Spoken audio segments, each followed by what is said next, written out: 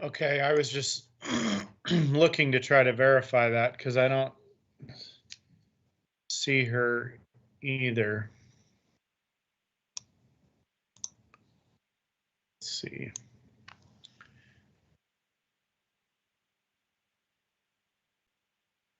Okay. Well, I will call this Tigard City Council meeting to order. City Recorder Krager, please call roll. Councillor Goodhouse. Yes. Councillor Newton. Here. Council President Lube. Here. Councillor Shaw. Here. Mayor Snyder. Here. Youth Councillor Nog. Here. All right. I will, we'll move on to the Pledge of Allegiance. And Mr. Nolip, can you please put up the flag and everyone mute themselves and participate on your own, please?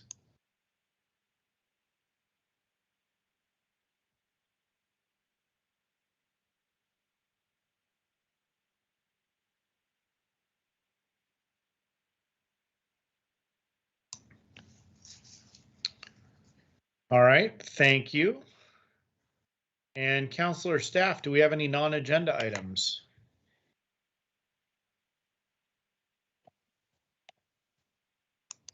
We do not, Mr. Mayor. All right. We'll move on to public comment, and I want to invite anyone that wishes to make public comment by phone to start calling now to get into the queue. You can do that by calling 503-966-4101. Again, that's 503-966-4101. And then we will be with you in a few moments. We'll move on to follow up to previous public comment. Assistant City Manager Nyland. Any follow-up? Good evening, Mr. Mayor and Council. So at last week's council meeting, we did not receive any written comments. However, we did have two callers. One caller spoke about the state of downtown after reading a recent article. He called to say that downtown was not the epicenter of homelessness and encouraged people to continue visiting downtown because it is very safe and welcoming. The publisher was also watching that meeting. He contacted us and was planning to reach out to that caller. He felt the caller made some very valid points, so I wanted to acknowledge that.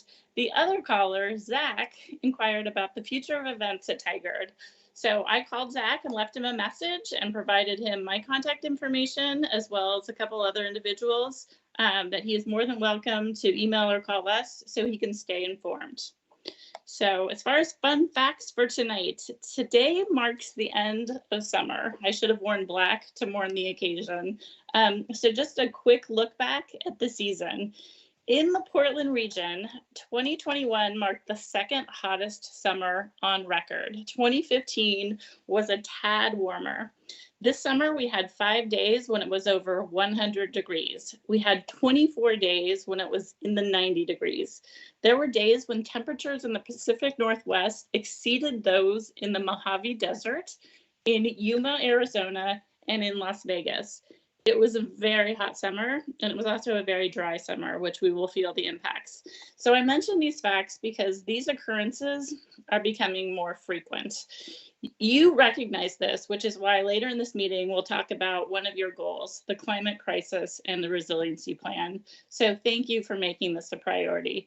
We survived summer, congratulations to us, and we're preparing for fall, also known as the season of sweaters. That is my report for this evening. Thank you. Thank you, Assistant City Manager Nyland. And I also just got a message from Youth Councilor Nog that she got kicked out by Teams and is trying to troubleshoot and get back into the meeting. So just to update everybody about that. We'll move on to written public comment, and City Recorder Krager, I believe we had one, and that was a message from former Mayor Dirksen asking about the Fano Creek Trail improvements and the timing of that. And I know that I think that response is being worked on now related to that. And Youth Councilor Nog, I see you're back online. Thank you for your persistence. City Recorder Krieger, there were not any other written public comments, were there? No, there weren't. You mentioned the one that we received. Okay.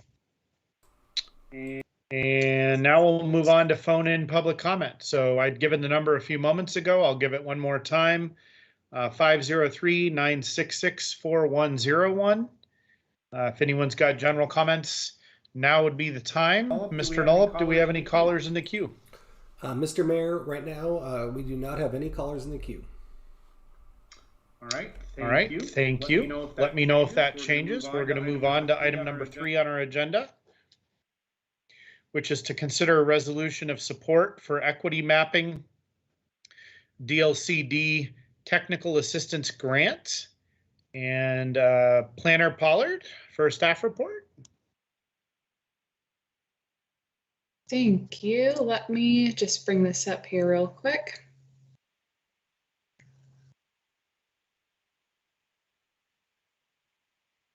Uh-oh.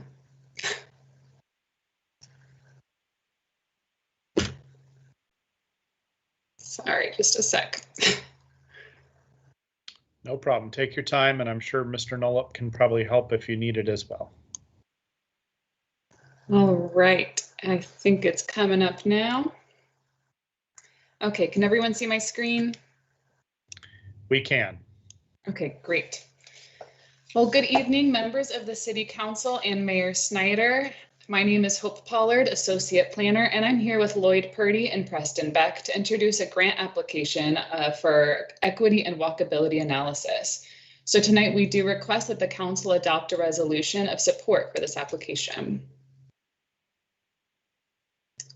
Lloyd and Preston have been working tirelessly with members of our GIS department to create maps and tools that demonstrate spatial equity and pedestrian access to services throughout the city. These maps have already been really useful in identifying patterns of spatial equity, but they are limited by the census level data that we currently have available to us. Meanwhile, the DLCD has recently issued a call for grant applications, offering funding for land use projects that advance equitable housing, economic, and climate solutions. We would like to apply for this grant so we can go beyond the census level data and conduct tigered street level analysis.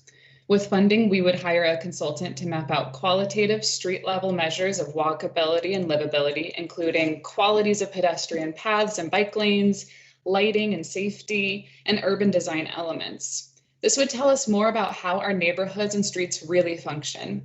Maybe it's possible to walk or live in a given area, but is it safe and enjoyable for everyone to do so? Are people actually going to do it, and why or why not? With Tigard-specific street-level data, we could understand a fuller story of our neighborhoods and streets, and therefore we could write better code and target city projects and cleanups to make the strongest impacts, especially for the socially vulnerable populations in our city. This tool would immediately benefit projects like River Terrace 2.0, Tigard Made, and the Community Resiliency Plan, for those of you who are familiar. These efforts align strongly with the strategic plan objectives and council goals, as it would allow us to come through on our promise to embrace data-informed decision-making to create equitable outcomes for residents, the environment, and the economy.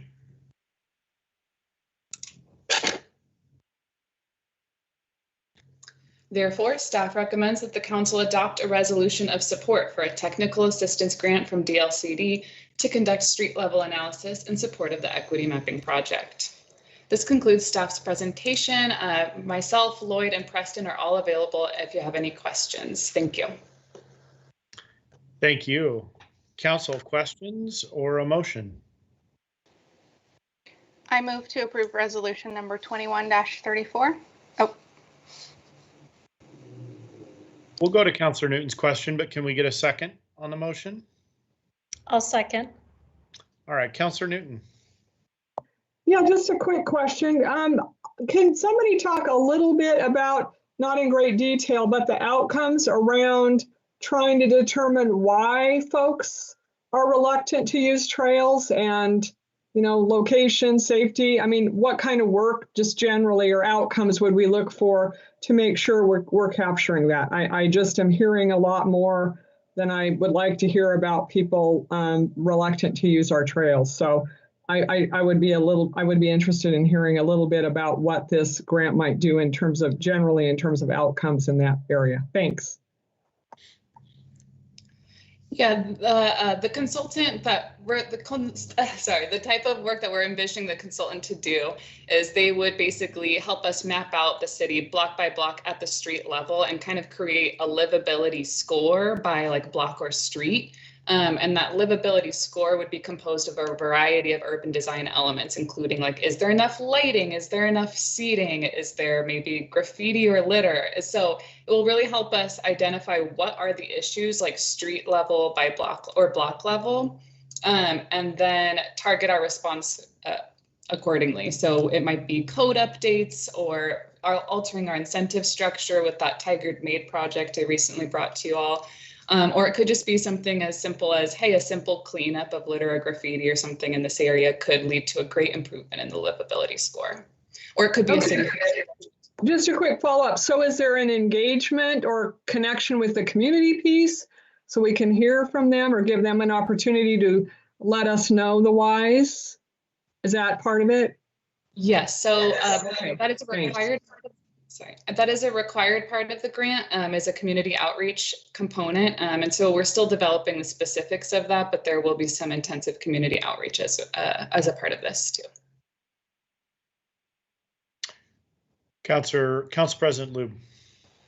Thank you. To go, I guess, kind of off of your answer, it sounds incredible to be able to do that, to break that down to that level. And I'm wondering, is this something that we were anticipating doing and this grant is going to offset costs? Because it feels like that's a whole lot for, you know, the grant plus the $10,000 matching. And so is this something that's going to cost more than that? Did we have it budgeted?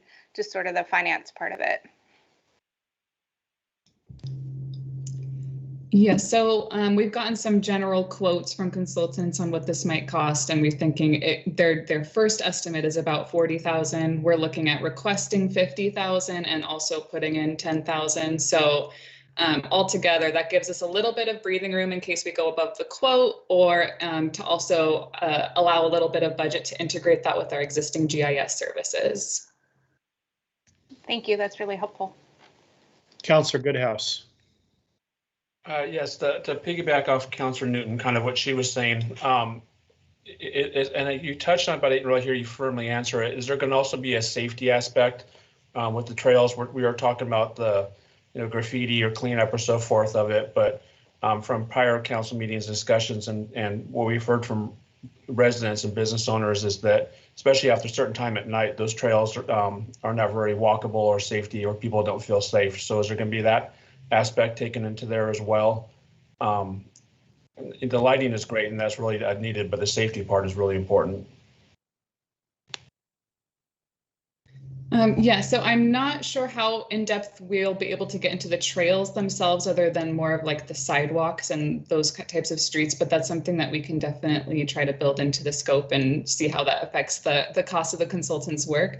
But as far as safety in general, they're looking at a variety of elements. I don't have the full table out in front of me, but they will look at a variety of elements that lead to both the safety and the desirability of walking or spending time in an area.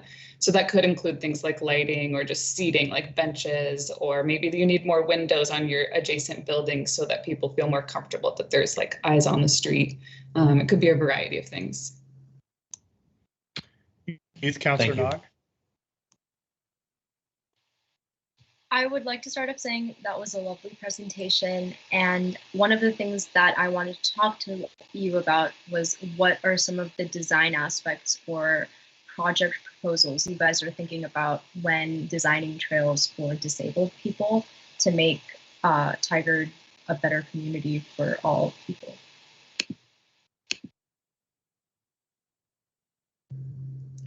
I can't speak to the design of trails in particular, because I can't speak to that in particular, but I can tell you that there are some things that we'll be able to identify with this consultant that we could, you know, share with our teammates who do work on like the trails and stuff that could help with making sure that those are better and more safe and accessible for people.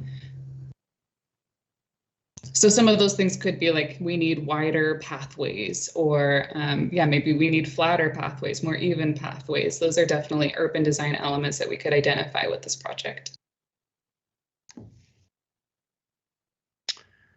All right, are there further questions, or are we ready to act on our motion? Councillor Goodhouse. One other aspect, and it's probably been years, but there was kind of a sidewalk gap analysis done. So I don't know how much that's going to maybe be dusted off and looked at as far as what areas are really missing in those sidewalks as well. So I presume that's going to be part of this.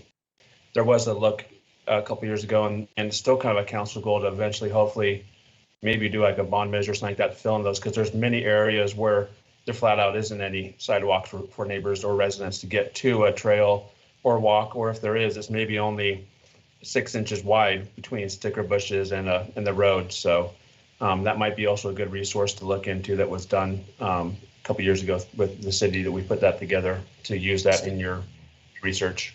Staff, is there a nexus to that work with this? I see Mr. Purdy shaking his head yes. Okay. Anything you want to respond to on that, or just any acknowledgement? Okay. All right. So council, you have moved and seconded approval of resolution 21-34. City Recorder, please read the number and title of the resolution. Resolution number 21-34, a resolution of support for a technical assistance grant from the Department of Land Conservation and Development to conduct street level analysis in support of the equity mapping project. And City Recorder, a roll call vote, starting with Youth Councillor Nog for an advisory vote, please. Youth Councillor Nog. Yes. Councillor Goodhouse. Yes.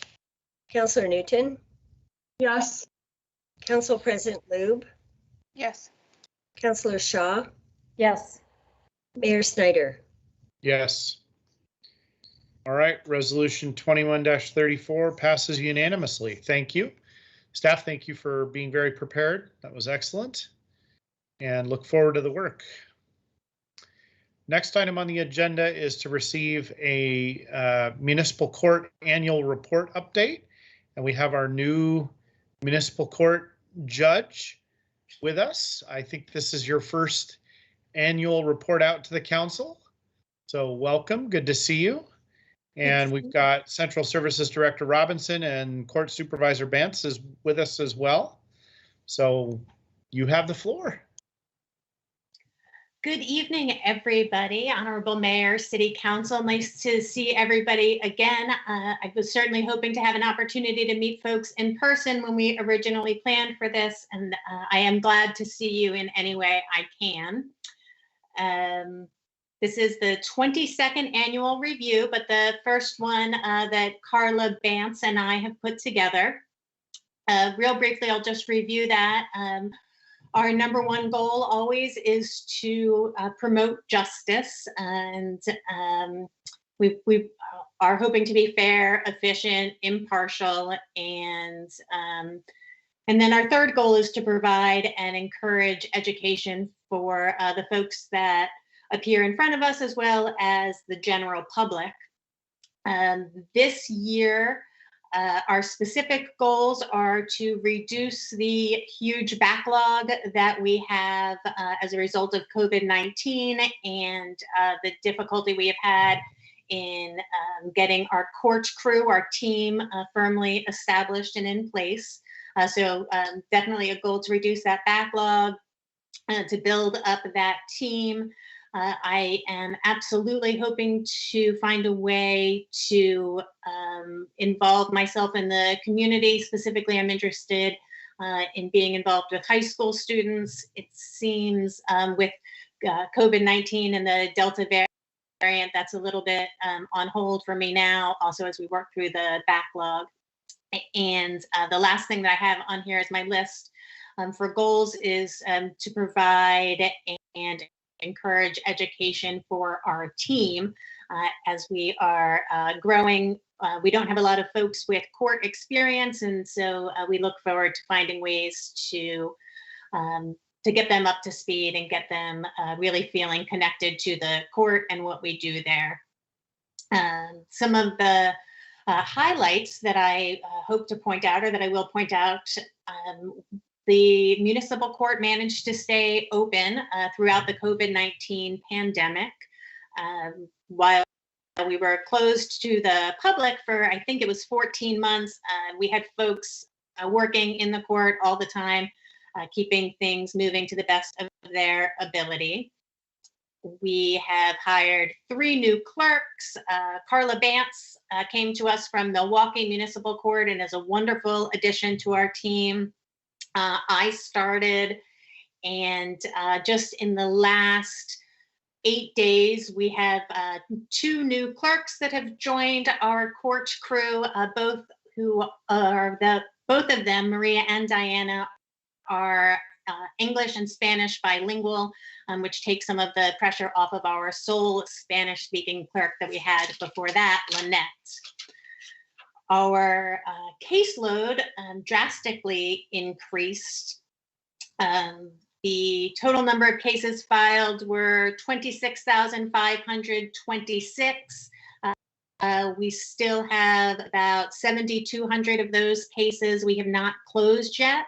And that is either they are waiting for a trial or we have not processed their paperwork yet.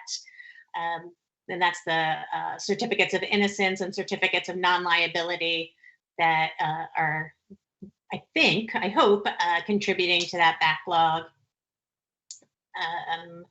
Some other things that we've done since I started, we changed the default traffic ticket diversion course that we sent people to.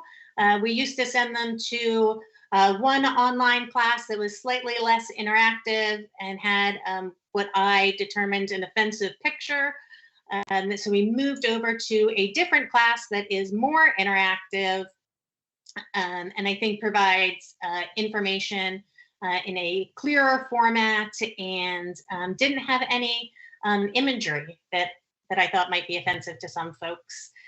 It is also slightly less expensive, and with bringing down the court diversion fee, the total cost out of pocket for a defendant to attend traffic school is the same as the presumptive fine, or in some cases $10 lower than the presumptive fine, rather than being $5 more expensive in some cases, in the hopes that that'll help some folks decide to take that option rather than just paying the money and not spending the time.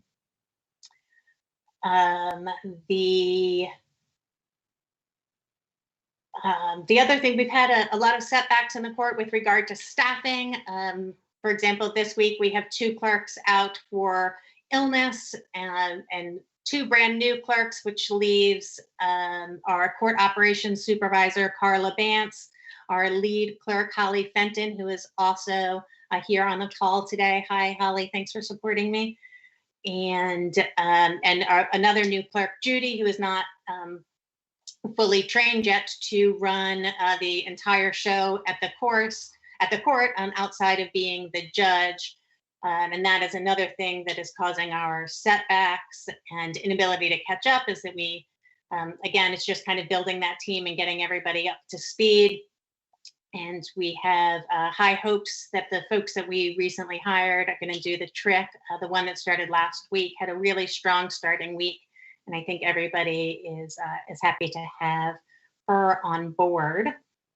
And then staff development wise, I completed a class through the National Judicial College called Taking the Bench, which was a 4-week class for new judges, kind of giving us things to think about, going over how to write orders. It was a really thought-provoking class, and I'm very glad that I attended that. Both the clerk conference and the judicial conference for Oregon folks were both supposed to happen this fall. They have both been, the in-person has been canceled. We're hoping for online rescheduling soon. And Carla Bance, our court operations supervisor, is also the president of OACA, which is the Court Clerks Association. And so she can speak to a little bit more than that. And Holly Fenton, our new lead clerk, who was promoted, also completed Leadership Tigered this year, which I think was fantastic.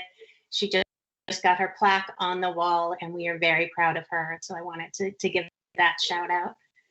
And I have no ask for you folks tonight, but I would love to answer any questions that you might have for me or Miss Banks.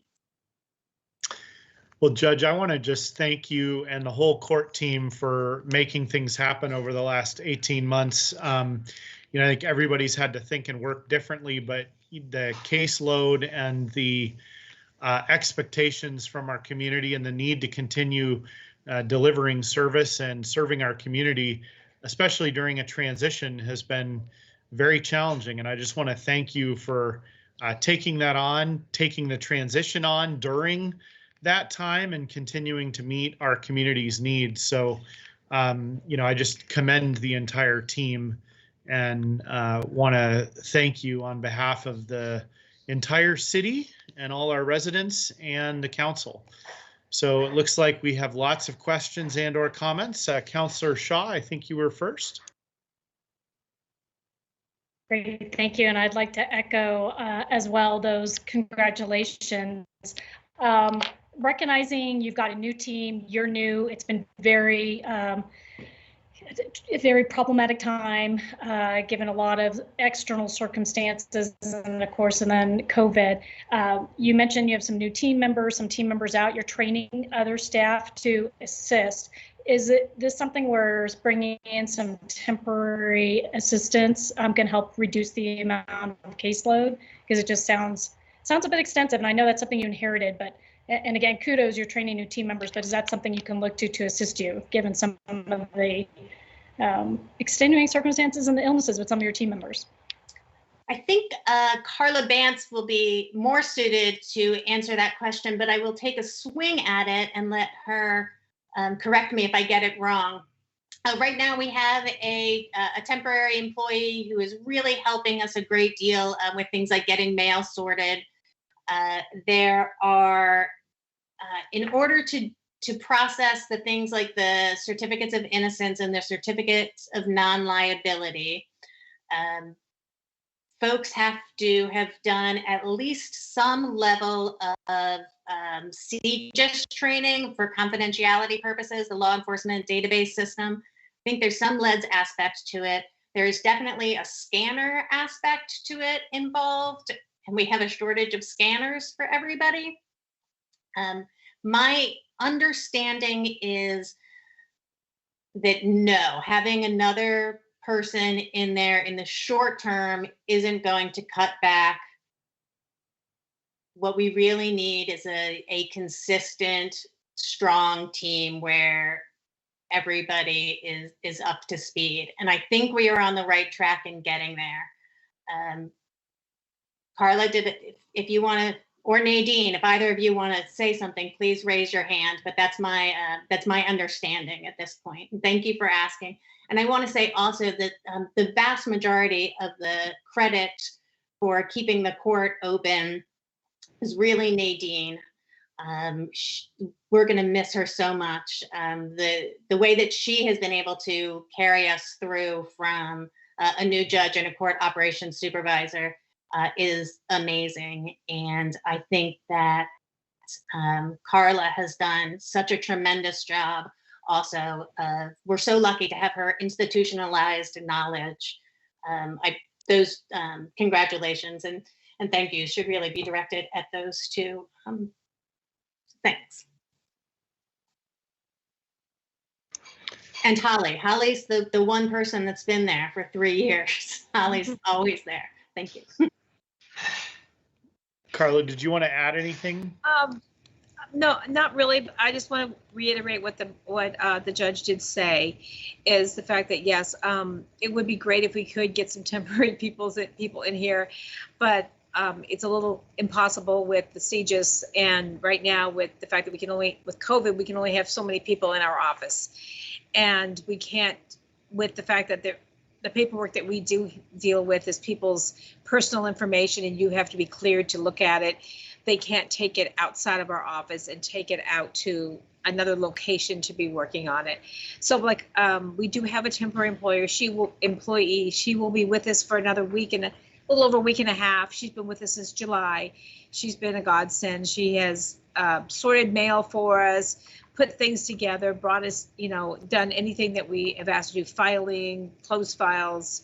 And her name is Julie, and she has been great. I think, like the judge reiterated with her, is the fact that I think getting the new people and getting them trained and getting everybody back, I think from illness and everything will probably be a tremendous help for us. But thank you for asking about that, though. Thank you. Youth Counselor Nog.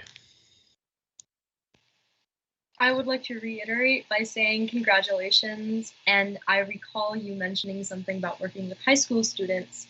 And I was wondering if you thought about reaching out to the Career Center at Tigard High School, because they oftentimes connect with people that are directly interested in certain fields with other professionals. And it's a pretty cool program. And if you haven't heard of it, just a shout out there. Thank you so much for the tip. I'll reach out to them by the end of the week. That's great. Thank you. Counselor Newton. Yeah, well, thank you, Mr. Mayor. And I just wanted to offer my congratulations to you, Judge, and just say that I think the work that you all have been doing in this pandemic is nothing short of phenomenal.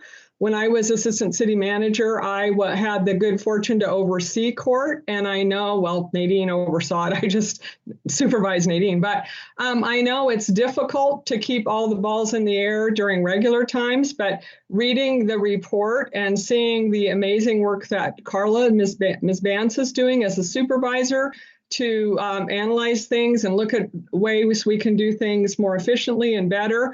And the things that you've done, Judge, to take a look at the different emphasis, and particular the diversion school and some of the things that you've taken on during a pandemic is phenomenal. And I would be sorely remiss if I didn't call out Nadine Robinson and all of her years overseeing court, taking it through good times and bad times, and her phenomenal ability to, through creativity and her dedication to that service, to just keep things going and continue to make improvements over the years. So we're very lucky to have you all, and thank you so much for all the good work that you do. And again, I was just blown away by the report and the improvements that you're looking at making during a pandemic. So thank you so much.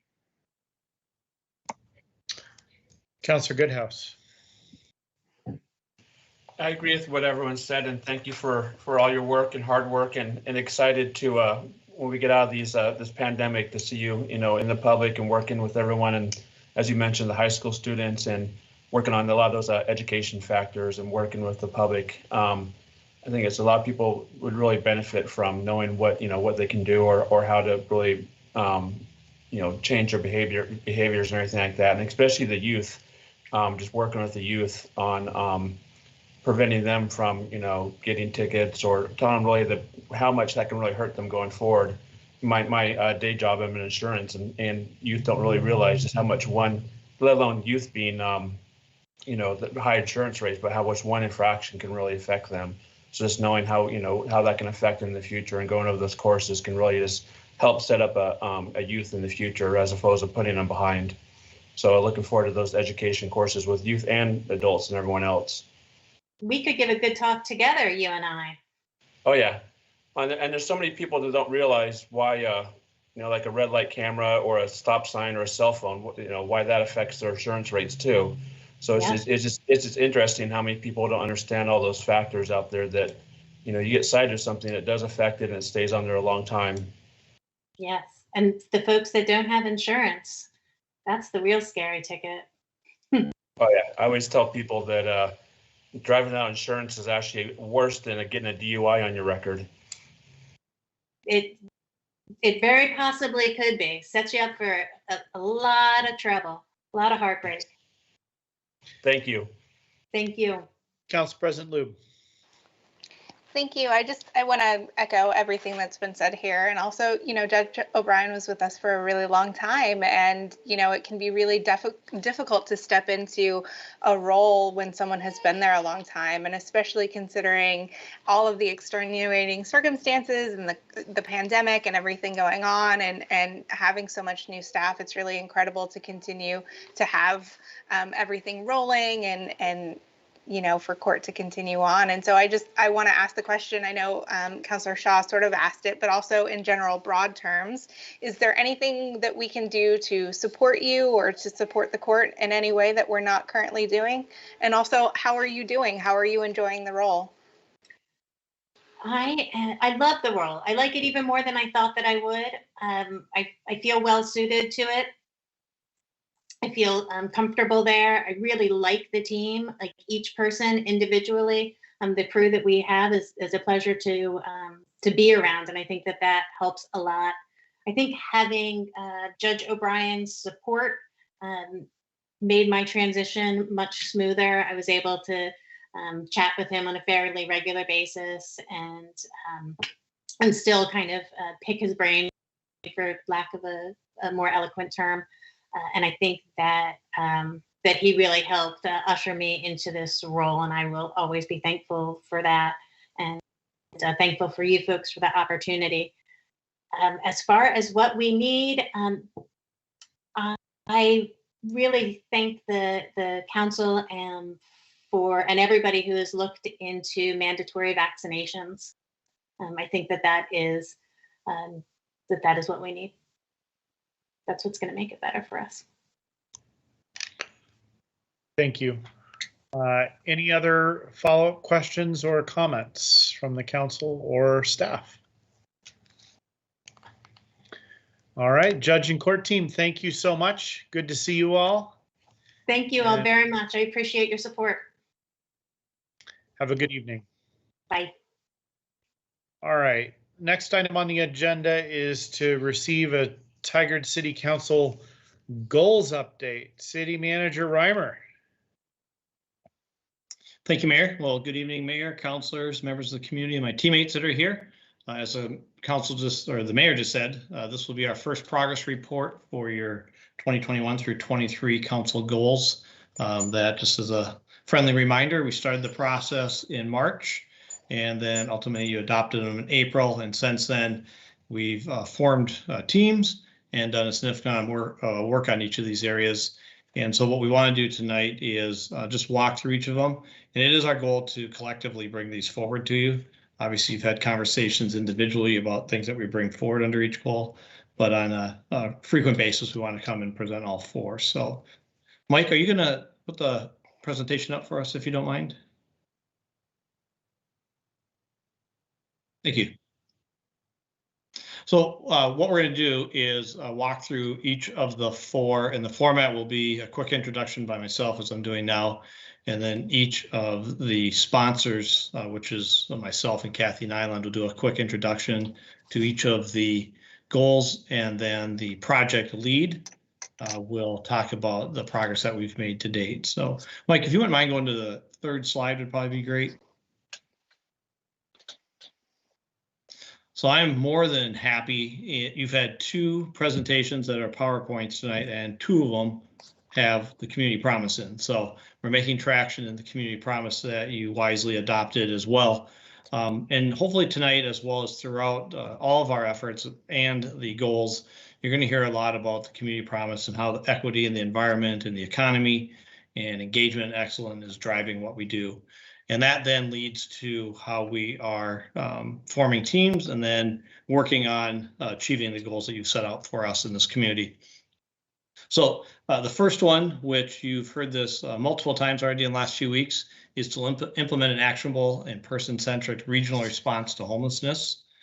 Second one is support the Tigard community through a coordinated COVID-19 response, another one that you've discussed frequently, especially as it relates to our ARPA dollars.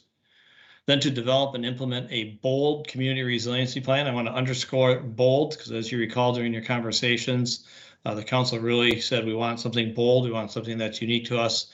And Council President Lube even said moonshot. And so As we've pulled the team together, we are underscoring that with them as well. And so as we do our work, Eduardo will talk about how we're trying to achieve that.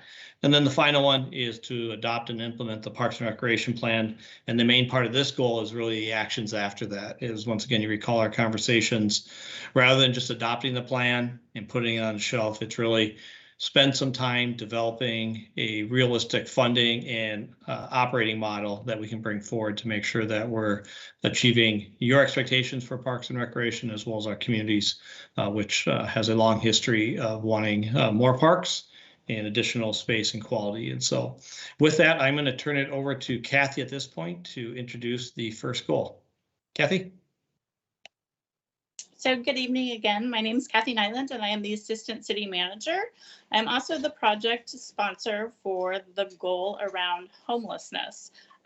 You won't hear a lot in this briefing because we had a really lengthy conversation last week at council meeting, but it's always a great opportunity to remind people of what we've done and what we're planning to do. So our co-leads on this are Library Director Halstead Bernard and Chief of Police McAlpine. So I'm pleased to present and pass the screen off to Halstead. Take it away, Halstead.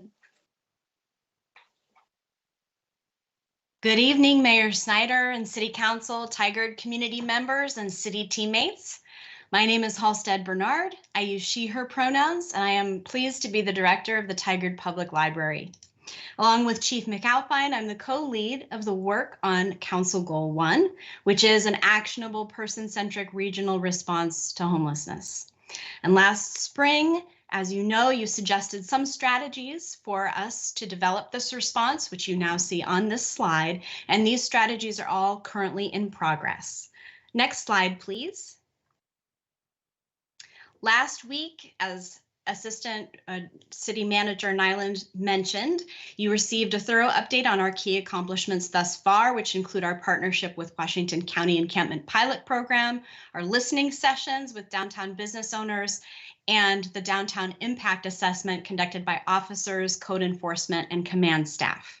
So next up, what are our opportunities that we'll be focusing on? Well, this Thursday, we will begin our gap analysis of available services and resources for unhoused residents in our community. We've invited over 30 key partners in addressing homelessness, and in Thursday's meeting, we'll identify which services are being provided and what our immediate needs are. We'll also work to educate ourselves and our community about the complex issues surrounding homelessness and the resources that already exist to address it, which will include the development of a robust person-centric communication strategy. And last but not least, using the metrics devised by the Washington County Encampments Pilot Program, we will assess the encampment behind the Tigard Public Library and see if it meets the criteria for removal, additional services, or no action.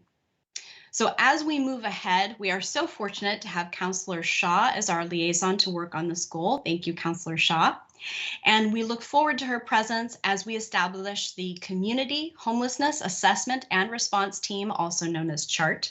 Our first step in establishing CHART will be to define its purpose, and after that, we will plan our first gathering. So we heard your feedback about offering a single point of contact for all concerns regarding unhoused residents and housing instability in Tigard. To support this, we will create an email alias that our community members can use to communicate with city teammates who are working so hard on this goal. And that includes our very first Council Goal 1 update. Thank you so much for your time and attention, and I will turn this back over to Assistant City Manager Nyland. Thank you, Library Director Bernard. And we'll take questions and answers at the end after we've presented an update on all four goals. So the next goal is about COVID, the recovery and sustainability, making sure people survive the pandemic and also live and succeed past it. So our leads on that project are Human Resource Director Dana Bennett, Central Service Director Nadine Robinson, And then because Nadine is retiring, and you guys made me teary acknowledging that because it's making me think, oh my gosh, she's going to be retiring. We're going to have Senior Management Analyst Nicole Hendricks serve as a co-lead and work closely with Dana. So COVID is really about the policies that are in place, and Dana and her team have been madly working on all of those. It's about space, creating a safe space in a new work environment.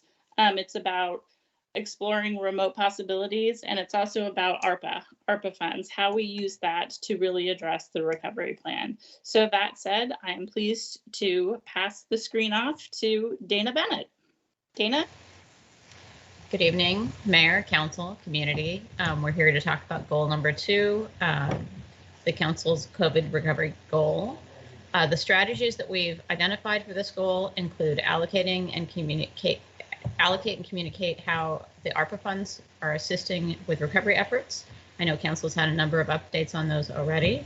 Address barriers that exist within the digital divide. I also want to apologize. I've had a sneezing fit all night, so I'm allergic to the Willamette Valley. So I'm going to do my best tonight, but I'm super stuffed up. And reimagine and embrace forward-thinking approaches for the delivery of city services post-pandemic. So with that, let's go to the next slide and talk about what we've accomplished so far. We've actually gotten a ton of work done around this.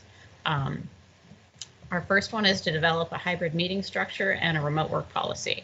We'll focus on the hybrid meeting structure first, and we'll touch on the remote policy under opportunities in a moment. So initial barriers for progress on this occurred as IT dealt with supply chain issues and delays. So we have seen improvements in that recently. We have a bunch of equipment that has finally been received and is now installed. So Tiger facility meeting rooms have hybrid installations. Those are complete. We have 2 mobile virtual meeting carts that have been completed and a 3rd that's in the works for the library. City teammates right now are using that equipment for internal meetings, doing debugging and helping IT figure out how to improve that and make that a really good workable process and create documentation around that. We're working on finalizing a town hall audio-visual system configuring for hybrid meetings.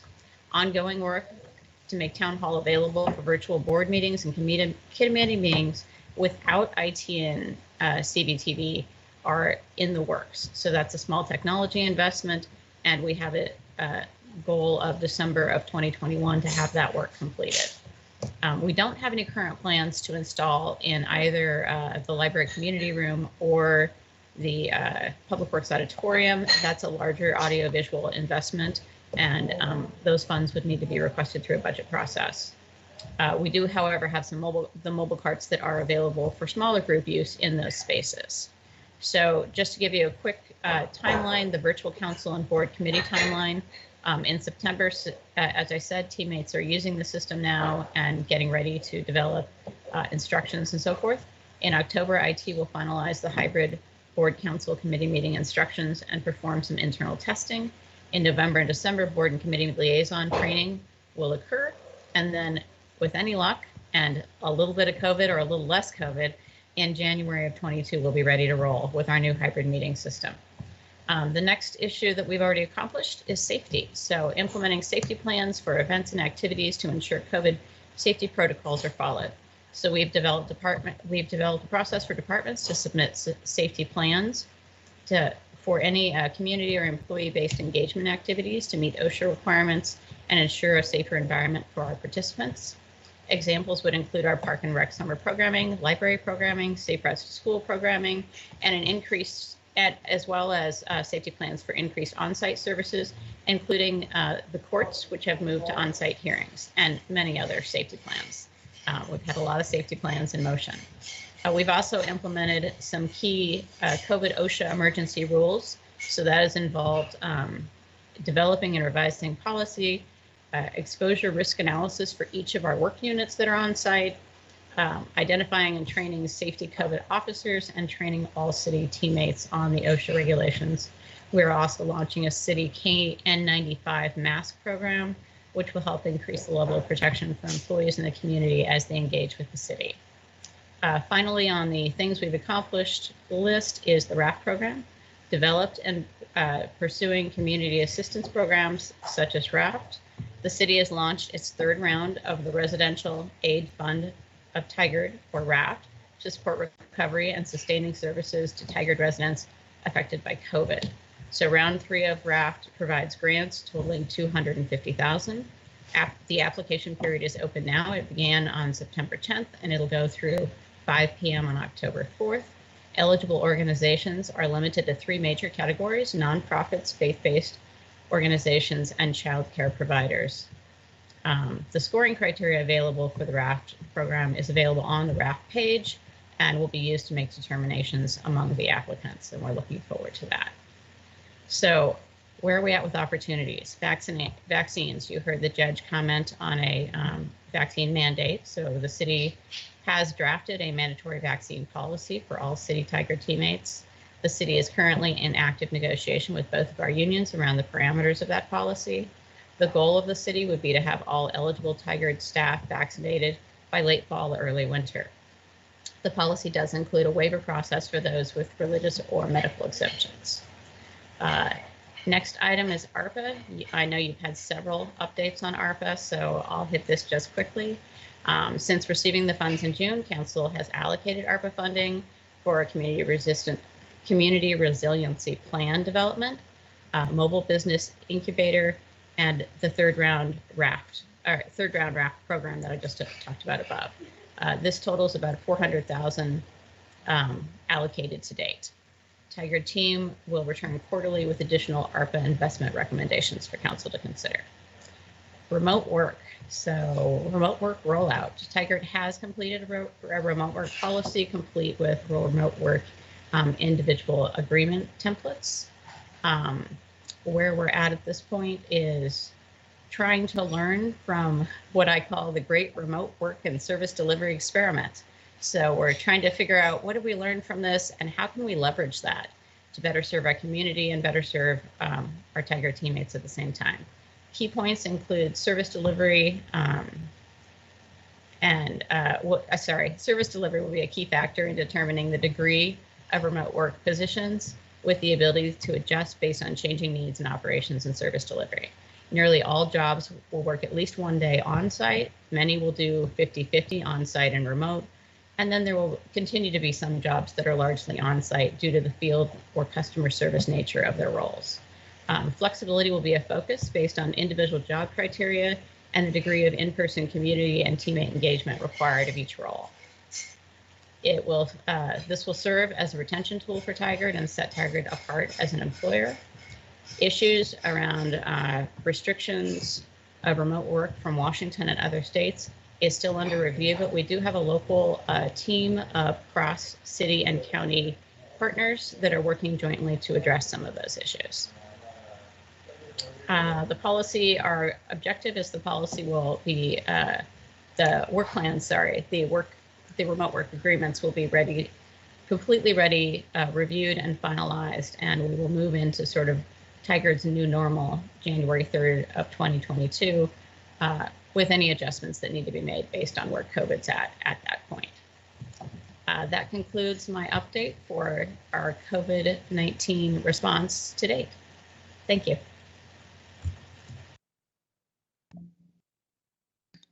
Thank you, Dana. Nice report. Appreciate that.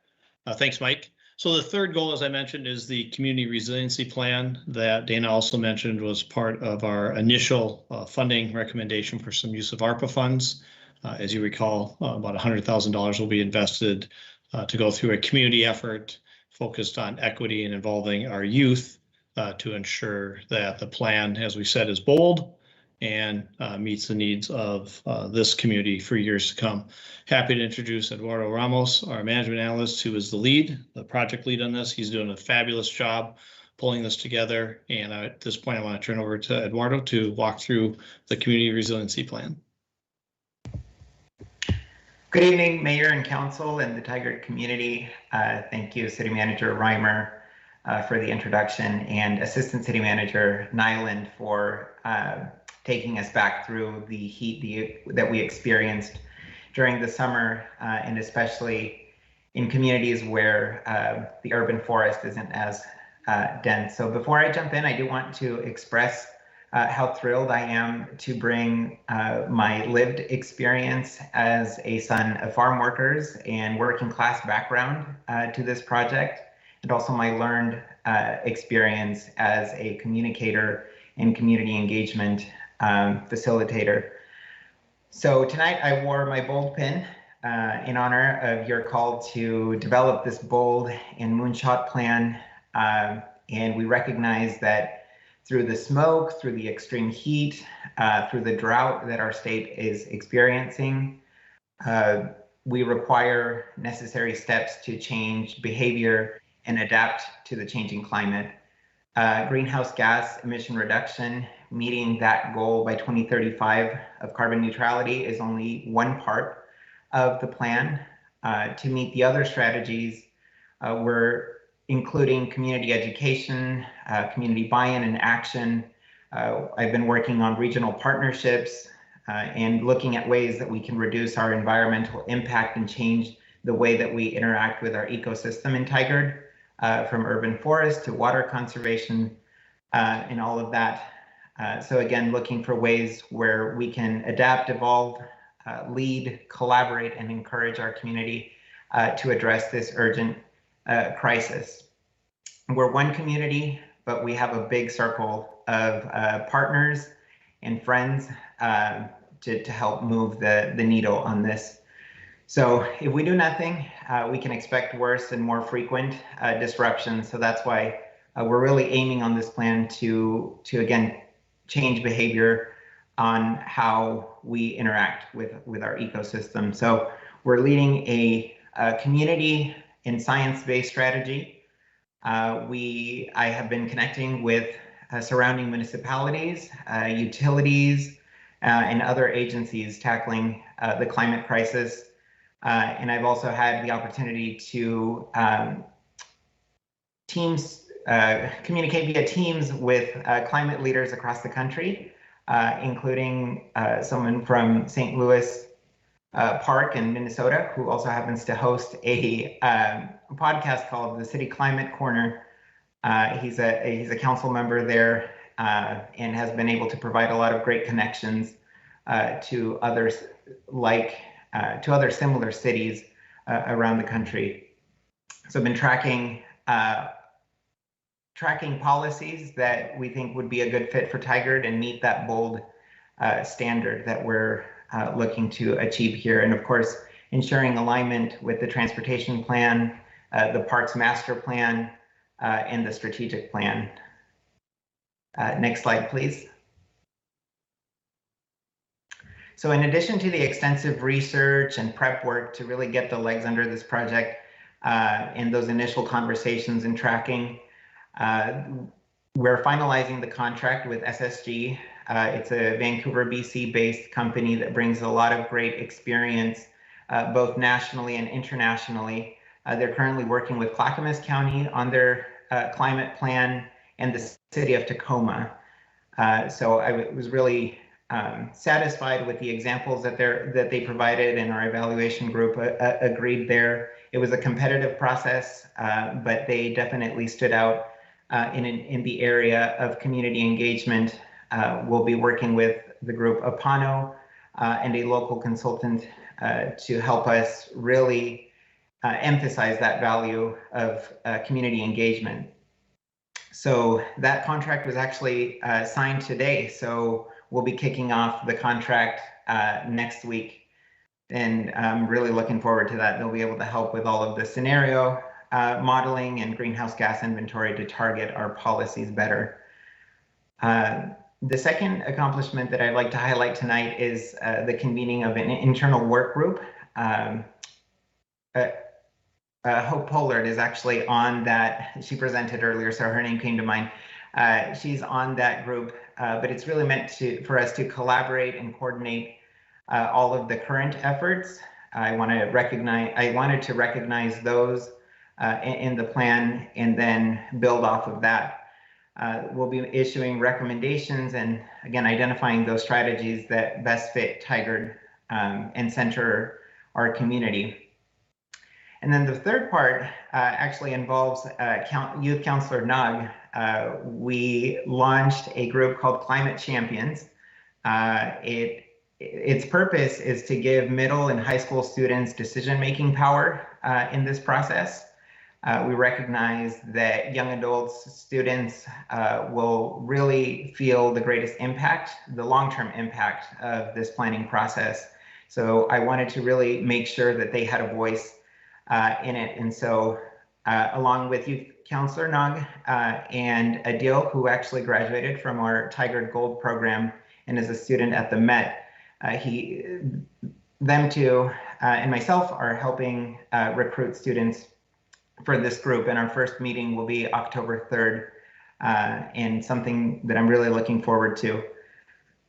And now in moving forward, in all of the prep work that went into this and convening these two groups, we are preparing to launch a website so that we can start that initial engagement and education of the community. I thought it was really important that we had the foundation for this plan before we started publishing. We called the Climate Hub, where we'll centralize all of the incentives and rebates that are available both to residents and businesses, as well as organizations. So that is something to look for in the coming month. And then on the community engagement and education, our internal work group has talked about how we can ask the community what they would like to see. We've received some comments through our regular mediums of communication, but we'd like to make sure that more voices are helping shape the development of this process. And of course, when we have our contractor on board, they'll be able to expand our reach some more. So I can't overstate the importance of community engagement and education in this planning process. And then finally, along with the Apano Group and Climate Champions and all of the other folks that will be involved in our internal work group, we're going to develop and incorporate a racial equity toolkit so that we can avoid that harm in any decision-making policies that we implement, and also anticipate those unintended consequences that can stem from the decisions that we make. So again, really centering people in our community of all ages and abilities and backgrounds, and then making sure that we're accounting for any impacts on social determinants of health, which are, of course, the economic and social factors that affect people's lives. So I think with that, I will yield back to City Manager Reimer, and thank you. Thank you, Eduardo. Nice job. Mike, if you wouldn't mind going to the next slide for the Parks and Recreation goal. As I mentioned, this goal is really meant to build upon the soon-to-be adopted Parks and Recreation Master Plan. We hope to have that in front of the council in the next month or so, depending on the follow-up on the last stages of that. We're hoping to be there tonight, though we received several in-depth comments on the draft plan, and so Rick Roon, who's our Parks and Recreation Manager, Brian Rager and others are working through those comments to ensure that they're being addressed and considered in the final document. So with that, I'm going to turn it over to Rick to provide the update on the Parks and Recreation Council goal. Rick? Yeah, thank you, Steve. Good evening, Mr. Mayor, council members, community, and teammates. Before I get started, I just want to give kudos out to the other three groups. Really great to hear their progress, and it's very inspiring for us working on our Parks and Recreation goal. As City Manager Reimer mentioned, a lot of what we're looking to do is contingent upon the Parks and Recreation Master Plan adoption. We are planning to bring the master plan to the Parks and Recreation Advisory Board in October. Many great comments received through our teammates, from City Manager Reimer and Assistant City Manager Nyland, along with Community Development, Police Department, PRAB members and so forth. So we're going through those, and we're excited to be able to bring the Parks and Recreation Plan, Master Plan to PRAB in October, and hopefully with a recommendation to move forward to bring to council later in October. So the strategies of this goal is to evaluate the service delivery models for expanding park and recreation services, recommend feasible alternative models and funding strategies, and enhance the equity and safety of our parks and trails system. And, this follows on the earlier comments tonight when council meeting opened about trail safety throughout our community. So while we're waiting for the Parks and Recreation Master Plan to be developed, kind of coincident to council adopting this as one of their goals, it really came to light in the master plan that while if you could think of the council's strategic plan as the why, and the Parks and Recreation Master Plan is the what, developing and moving forward post-adoption of the master plan with an implementation plan will really get us into the how. So some of the key accomplishments that we've been able to do while we're waiting for plan adoption is we developed what we call the Tigard Parks and Recreation by the numbers. This is really our story. And while we haven't really put it out there yet to council and to the public, it will serve as the basis of how we move forward with the implementation plan. Meanwhile, as part of a service delivery and how we can leverage our parks and recreation services to the community, we've been working very closely with the Tigard-Tualatin School District and City of Tualatin Parks and Recreation in forming a strategic partnership that we feel will really focus on equity and access to our parks within what we're defining as the school district boundaries, with City of Tualatin and City of Tigard Parks and Recreation being those service providers to the community for parks, trails, recreation fields, facility use, and so forth. And we're looking at it from a equity and access lens to be sure that we're consistent with not only the master plan, but with the strategic plan. And we're also bringing teammates together to serve on our project team. And we're excited to get going on that as soon as we can get the master plan adopted. Some of the opportunities we've submitted for consideration, a couple of projects working with the library on Backyard Library project to bring what we're calling the Fano Creek Trails Amenities projects, if that's ends up being funded. But one of the elements I wanted to bring to your attention, one of the components of that was a pilot ranger program. We also are aware of the need for providing safe parks and safe trails.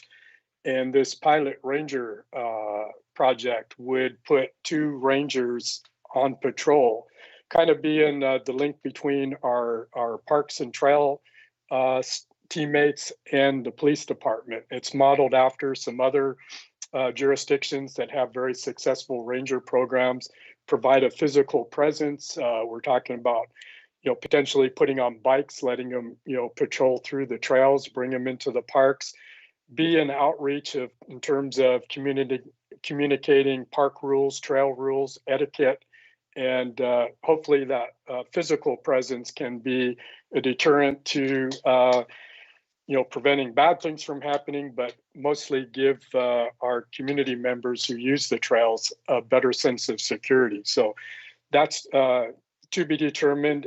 We can talk more at a later time on that.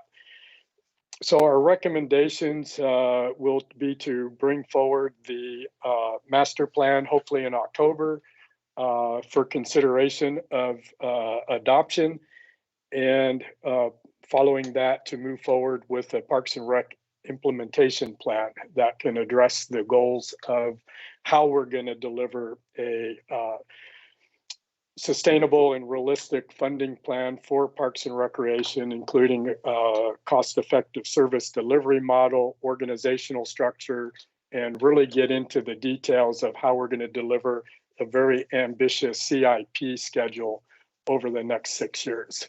So with that, I conclude my report on Council Goal 4. Thank you. Thank you, Rick and team. Thanks to all the presenters tonight for the information you provided, and to Assistant City Manager Kathy Nyland for her leadership in this as well. So at this point, we would like to open it up for questions the mayor and councilors may have. Any guidance you'd like to provide us as well as we take those next steps. So at this point, Mayor, I'll turn it over to you. Yeah, thank you. And I just want to maybe do a little bit of level setting here, because there may be council members, including myself, who have, you know, specific ideas on tactics that we may want considered.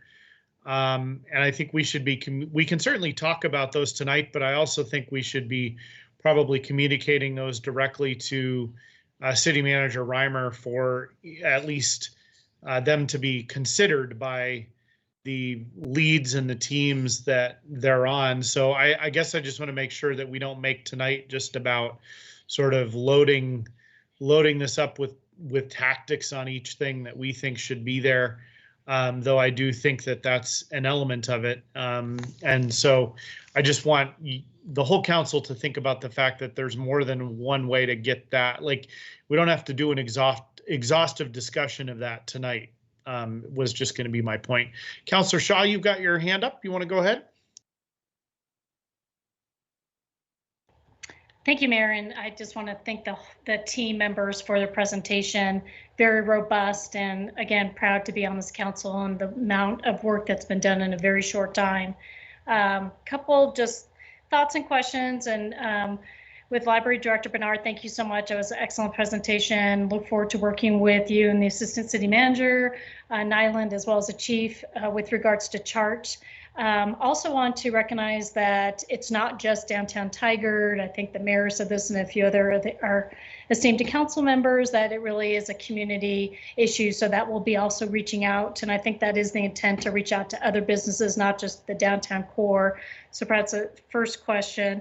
And then the second was just, I'm not sure how you want to do Q&A, but the second question I had is, the pilot ranger program, what is the age of that? I'm thinking 13-year-olds riding their bikes going through parks, and hopefully that's not the case. So anyway, perhaps it's good to hear first about the business, and just ensure it's going to be citywide, and then about the park rangers. Sure, I'll jump in, Councillor Shaw. Thank you for asking that. I think it's a really important point of clarification that we're including the whole community, and we're considering all businesses in all of Tigard, and that I'm sure you heard at the last City Council meeting the extensive outreach that was done to all business owners in Tigard and around Tigard, not just on the downtown business core. So yes, absolutely, that will be an integral part of all of this. Councillor Shaw, regarding the Ranger program, no, it's not teenagers riding around on bikes. We were looking to use professionals. At my last position, we employed folks who were DPSST certified in a number of defensive tools. So they do have training. They are not law enforcement, but they're not our park maintenance staff either. So it's kind of a hybrid. One of the models that we looked at is that, and talked briefly many months ago with the chief, so this is still conceptual, but having a link via radio so that, if there is an incident, they are able to call on radio, they're connected to the police department but they'll also, in the case of responding to a call or to a situation, would alert PD where they're at and what they're doing, so that there'd be patrol nearby if it was needed. The primary focus is education and outreach, and being a physical presence out there in a positive way. They'd be uniformed, not as a police officer, not as a park maintenance, but with the Ranger logo uniform. So they will be well trained, they will be professional, and be a great link between, serving the community needs, but, maybe have some limited capabilities to write exclusions or certain, dogs off leash kind of tickets if we have a chronic problem. But all that is to be worked out with Brandy and, human resources and, develop the job description if we're able to move forward with it. Councillor Shaw, any follow-ups? That's to excellent presentation. Councillor Shaw, we are losing most of your audio. I'm not even able to make out what you're trying to say. Do you want to? Oh dear. Try one more time? Why don't I go ahead and see if I can resume my internet, and then I'll pass it on to somebody else. Okay, or maybe even turn your video off for a bit. Councillor Newton, go ahead. So just a couple of things. First of all, great presentation. Really appreciate all the information. The team's been very busy getting a lot done. My questions are really more for clarification, and I have three. On the COVID ARPA funding, I was listening, and I think I heard that we'd be doing some ongoing outreach to the community. I know our economic development does a stellar job at that, but as we've been going through this over the 18 months, when I talk to people in the community, their needs are sort of changing. I talked to a business owner in the service business recently, and she commented that with the mask mandate going back into effect, she noticed business dropping off. So I think, and I think I heard you say this, but I think it's going to be important to find some way to at least be receptive to the community, the businesses, our businesses and residents, that we want to hear from them if things change and they need additional assistance. And I think I heard that, but I wasn't sure, so I wanted to get that clarification.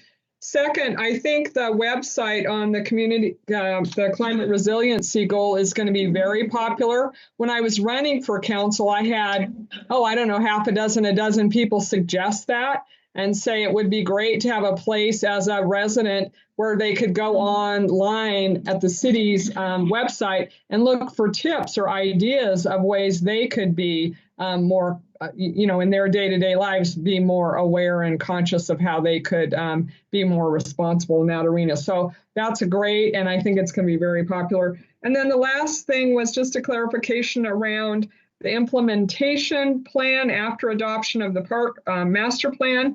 And I'm making an assumption here, and I just wanted to make sure I'm correct, that the degree to which we will implement the plan and how quickly will most likely need to be tied to funding strategies. I think I heard that, but I just wanted to get clarification. And again, thanks, good job. I just had a few wonderings, I guess I'll call them. Thanks.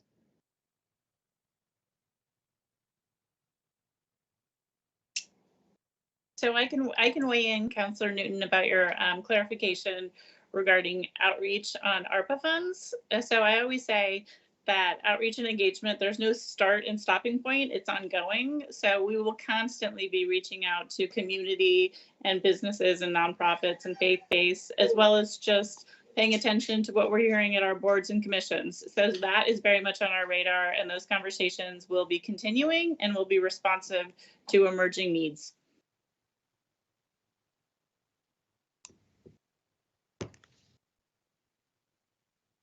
All right. Is there more for Councillor Newton? Councillor Newton, this is Rick on the implementation plan. It's still a work in progress. In talking with City Manager Reimer, we're anticipating doing it in-house. And we feel we have all the information, or quite a bit of the information that we have to be able to work through that. It's really going to focus in three areas to address this. One is a very in-depth, detailed analysis of the priority projects on our CIP and align funding and timing and prioritization with the CIP. On the service delivery side, it would be continuing our partnership with Tigard-Tualatin School District and City of Tualatin, and being kind of a one-stop shop for all of our community members within the school district, and leveraging partnerships For example, today we just started working with the school district on doing after-school programming. So we really can expand our programs and services in a cost-effective way through leveraging our partnership. And then on the organizational structure is the third leg of the implementation plan.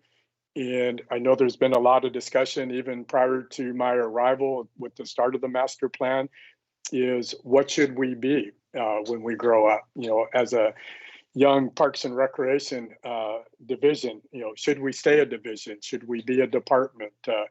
But how do we look at what our organizational structure and model is and be able to make sure that we have sustainable funding to deliver whatever that model becomes? And so we'll be working with City Manager Reimer and Public Works Director Rager and the team to answer those questions to bring back to council. Thank you. Any other follow-up from Councillor Newton, or we have more questions from other members of the council or comments? Councillor Goodhouse. Yeah, and I'll take kind of a lead from what you were saying, Mayor, as I kind of work a little more with the City Manager Reimer. But one thing, trying to kind of pinpoint, but going back because we had all the different topics. So with the homeless, kind of back to that beginning issue, one thing I've heard is that I think we need and I'll work with City Manager Reimer on this, is really kind of getting together what business owners have told from different listening sessions compared to what business owners have filled out on forms.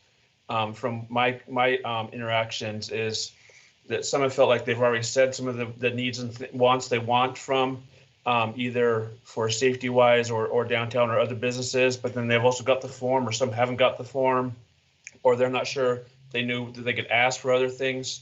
So I think there's there needs to be more of a way to kind of bring those together where some feel that the sources that we're using, they get bombarded so much that stuff kind of gets missed in that process when we send it out to get feedback from businesses.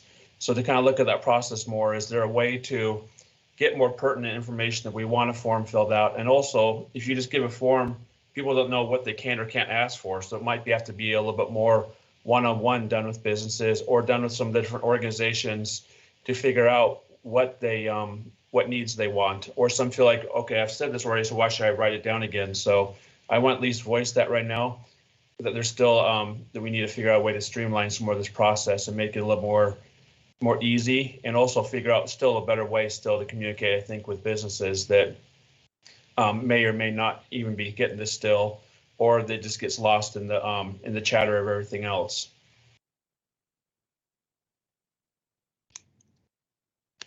City Manager Reimer, do you want to, or another member of the team want to respond to that? Assistant City Manager Nyland? Sure, I can respond. Thank you, Councillor Goodhouse. I think we're going to do a variety of things. We love surveys and we push out a lot of surveys, and there's a point where people have survey fatigue. So that will be one tool, but having those face-to-face interactions will be another tool. And just paying attention to what people want and need, and what we hear at one meeting might be different than what we hear at the next meeting. Our job is to provide as many avenues as possible so people can have candid conversations with us and have a safe environment where they feel heard and we're responding to them. So totally understand what you are saying. There seems to be a disconnect of like what you're hearing, what people are telling you, and what people are telling us. So we will continue to work so those are aligned. And one tool will not be the overall fix. It's going to be a variety of things that we do.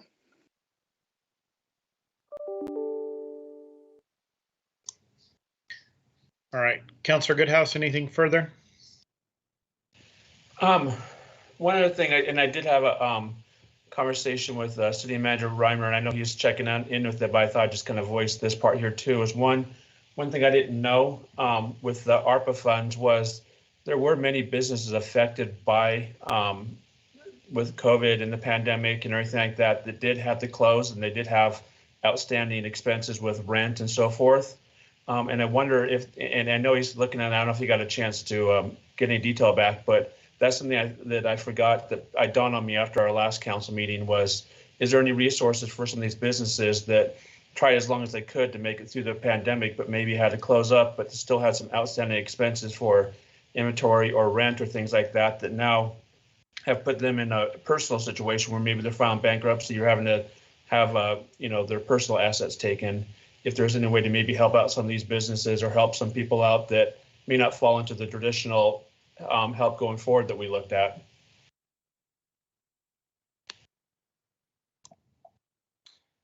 Thank you, Counselor. We have not verified yet if that'd be an eligible expense in our conversation. That's the first thing we're going to do is see if it's even eligible, and if it is, something that Councilor Goodhouse could consider, bringing forward to the council as a discussion point. So when I have that answer, we will follow back up with you. All right, and it looks like Councilor Shaw, I was going to go back to her, but I think she is now offline completely. Councilor Shaw, I just want to confirm, are you on the line right now? On audio, at least? Sounds like no. All right. Council President Lube, you've been pretty quiet so far. You want to weigh in? No? Councilor Newton, anything further? Youth Councilor Nog? Okay.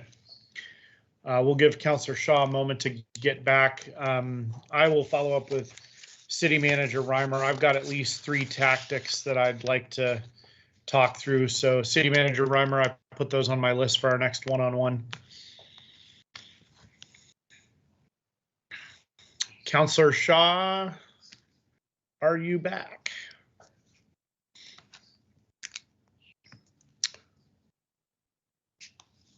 All right. Let's give her another 30 seconds to a minute.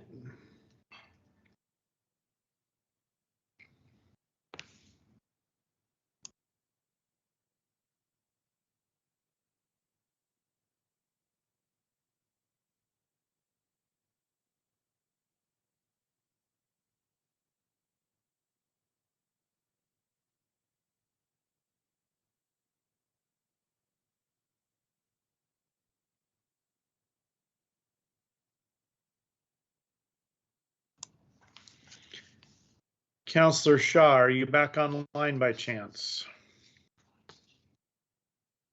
All right, I will move us on. Next item on the agenda is... Mr. Mayor, I just got a text from Councilor Shaw. She says it won't let her connect and she's wondering about the telephone number. So I'll just let her know to check the top of her agenda. Okay. And why don't we wait then, given that?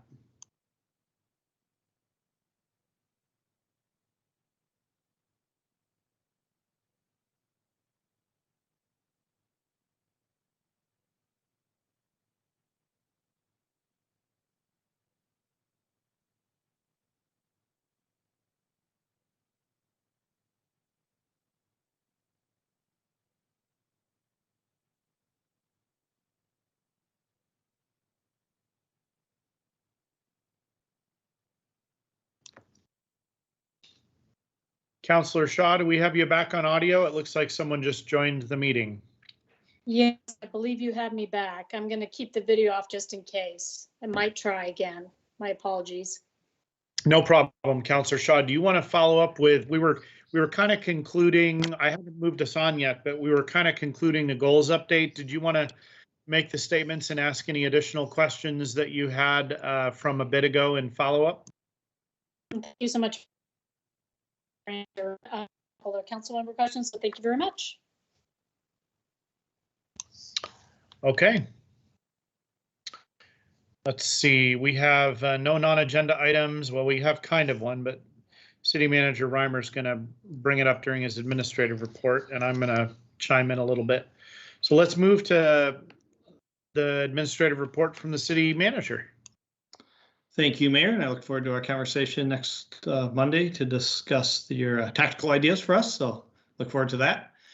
Just a few things. Start with boards and committees. As you know, we started our recruitment process on September 1st. We're intending to close that on September 26th. but due to the need to continue to recruit a little further, especially as it relates to the TCAC, we're going to leave that open until October 3rd. So we're going to accept applications for all of the boards and committees during that time, but really focus on the TCAC to make sure that we continue to get applicants. So as we mentioned last week, if there's people that you feel, individuals that may add value to that, please pass this on to them. A few things happening at the library. You heard Parks and Recreation Manager Rick Roon mention the library backyard project that we've worked on and now are going to start contemplating funding for to bring forward to the City Council. But the library continues to be creative in the way that we're safely serving our community. And so we've held a few outdoor story times with the community, and we're having crafting events on Tuesdays in the courtyard. And so when we did have the survey, I think we had 800 plus responses to the library backyard, which is still a great response. And so we know there's a need and a desire for it. And I think some of the programs that our library team is pulling together really shows how we can start to expand our services outside the walls and look at use of our public space, which, as we've talked about before in some of the ARPA conversations, the need for access to quality and convenient public space is really been demonstrated through the pandemic, not only in Tigard and Oregon and our country, but around the world. And so maybe we can play our part in continuing to find ways to serve our community in that area. A couple follow-ups. We had the drive-through hiring event last week, as we advertised. 62 job seekers came through, and our CERT team was out there making sure that the traffic flow went well. And so thanks to CERT for their efforts in that, as well as to our many local businesses, our teammates, and those that came out, including some students that came out for potential opportunities for positions in our community. On Wednesday, October 6th is Walk and Roll to School Day. So walk and roll to school day.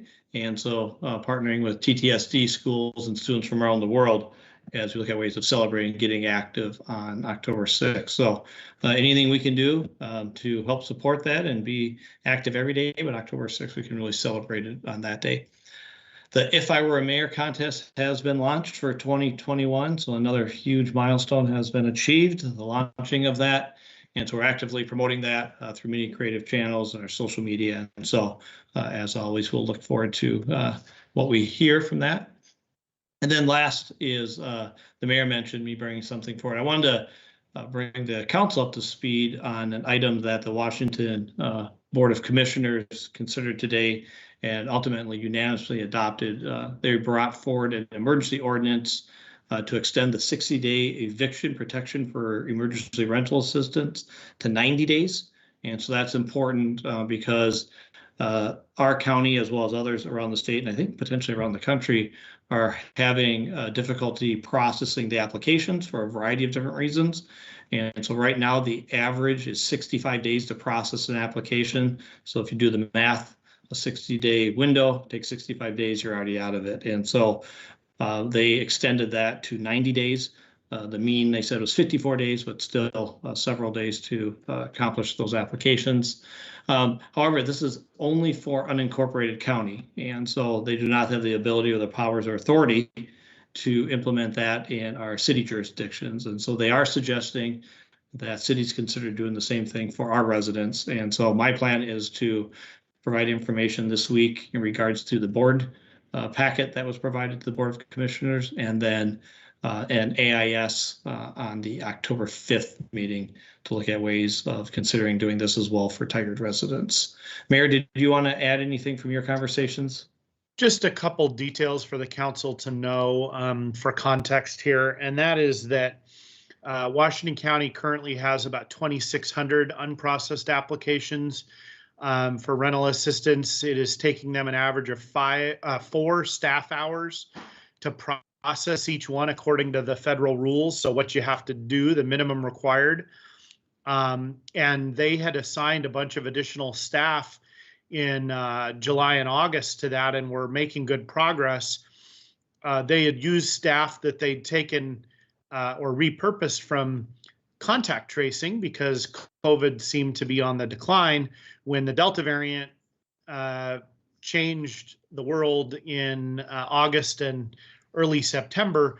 they had to take those staff all back from that and focus them on contact tracing, which is meant that it's taken them, or they just have fewer resources to process all the applications, or really the extra staff they added had to be taken back.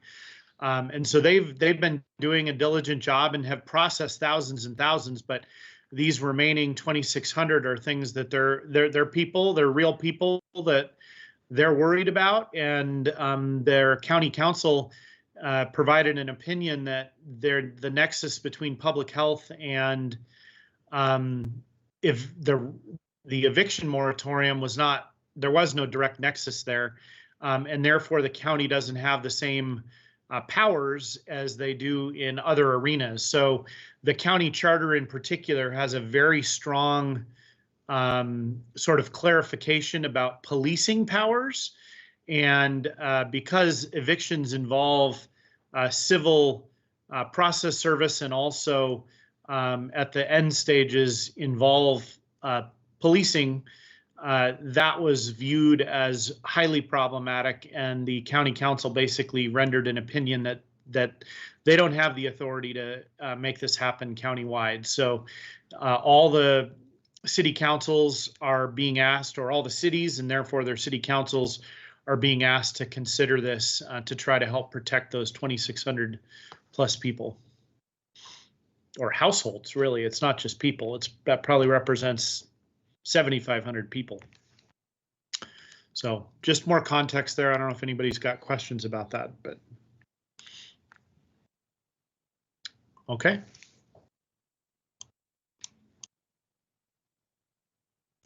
City Manager Reimer, did you have anything further on your report? Nothing more for me. Have a good evening, Mayor and councilors. Okay. Is there a motion for adjournment? I'll move for adjournment. I'll second. I'll second. Okay, it's been moved and seconded a couple times. City Recorder, roll call vote, please. Councillor Goodhouse, Yes. Councillor Newton, Yes. Council President Lube, Yes. Councillor Shaw,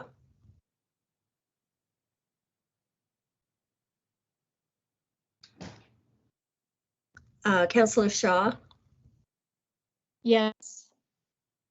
and Mayor Snyder. Yes. All right, we are adjourned. Good night, Tigard. Good night. Good night.